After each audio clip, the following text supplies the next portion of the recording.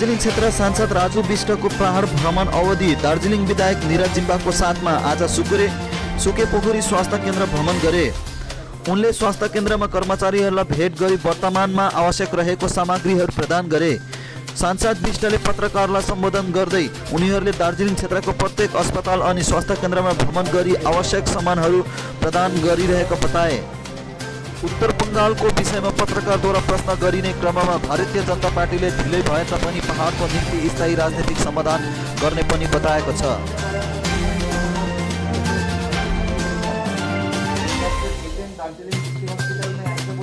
सुकियापोखरी जब भी आता हूँ मुझे अच्छा लगता है यहाँ की सीधे साधे जनताओं से मिल करके।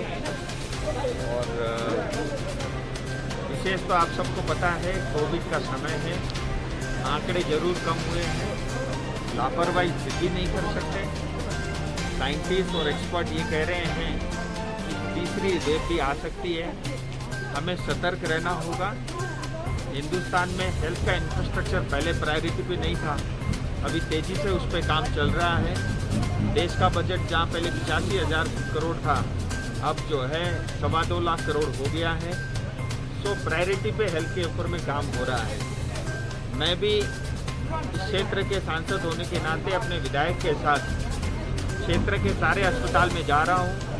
ब्लॉक लेवल पीएचसी, छोटे से छोटे सरकारी अस्पताल में भी जा कर के वहाँ की जो सुविधाएं हैं उसका जायजा ले रहा हूँ।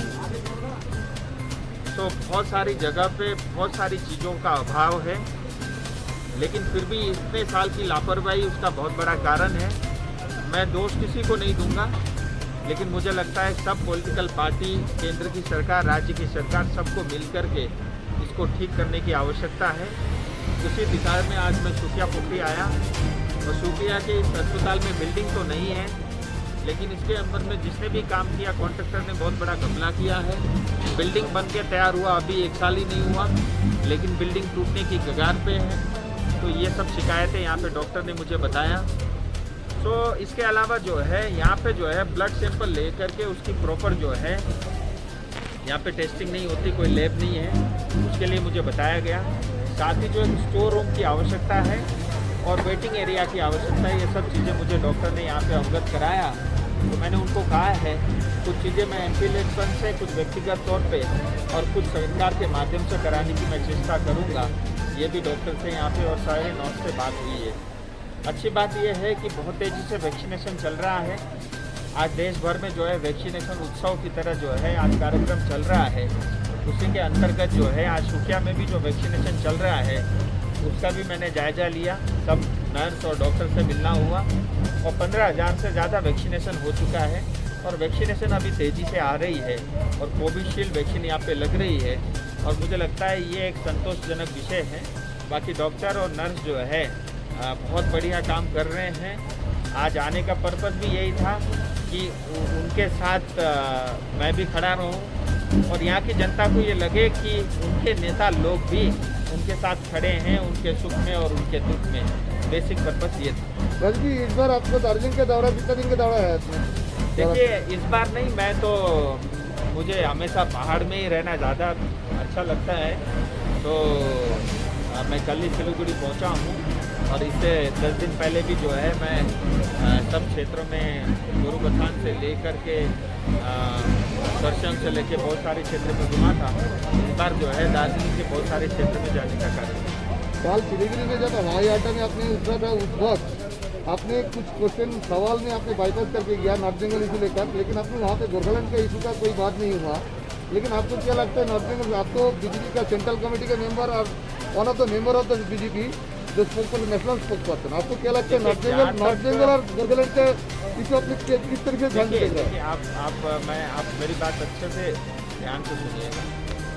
जहाँ तक गोरखालैंड का विषय है, आप किसी भी गोरखा से पूछोगे वो गोरखालैंड कहेगा। और मैं आपको एक बात ये बताऊं कि भारत के संविधान ने भारत के हर एक नागरिक को ये अधिकार दिया हुआ है। और जहाँ तक भारतीय जनता पार्टी का विषय है, क्योंकि मैं भारतीय जनता पार्टी का दार्जिलिंग का सांसद हूँ, मुझे अपनी पार्टी पे गर्व है, क्योंकि मुझे कोई झूठ बोलने की आवश्यकता नहीं है। हमारे संकल्प पत्र में 2019 में और 2021 में ये एक पॉलिटिकल इशू है, हम सब समझते हैं। ये एक लॉन्ग पेंडिंग डिमांड और इशू है, ये भी हम जानते हैं। तो लिख करके छाप करके दिया है, हिंदी में भी, अंग्रेजी में भी, नेपाली में भी उसका अनुवाद हुआ है कि स्थायी राजनीतिक समाधान हम करेंगे। और भारतीय जनता पार्टी ने जो कमिटमेंट किए थे वो हुए हैं। इस विषय में देरी जरूर हुई है, लेकिन मुझे अपने केंद्रीय नेतृत्व पर पूरा विश्वास है। मैं 2 दिन पहले भी अपने भारतीय जनता पार्टी के राष्ट्रीय अध्यक्ष जी से मिल करके आया हूँ, लेकिन आजकल बहुत सारी चीज़ें मैं सार्वजनिक करना छोड़ दिया हूँ। आपने पूछ लिया तो ये बात मैं बता रहा हूँ। मैं बार बार इस चीज़ को परसू कर रहा हूँ कि इमीडिएटली जो है टॉक्स हो, तेजी से हो और इसका समाधान जल्द से जल्द हो। यही हमारी जनता की भी अपेक्षा है। और मैं इतना आपके माध्यम से कह सकता हूँ, अभी कोविड संकट का समय है, अभी पीपीए की ज़्यादा ज़रूरत है, लेकिन पीपीएस यहाँ की जनता की मांग है। भारतीय जनता पार्टी ने भी कहा है, सांसद होने के नाते मेरा फर्ज है। बार बार मैं पार्लियामेंट में भी आवाज़ उठाया हूँ, आज भी उठा रहा हूँ। जितनी बार पूछोगे तो भी जवाब दूंगा।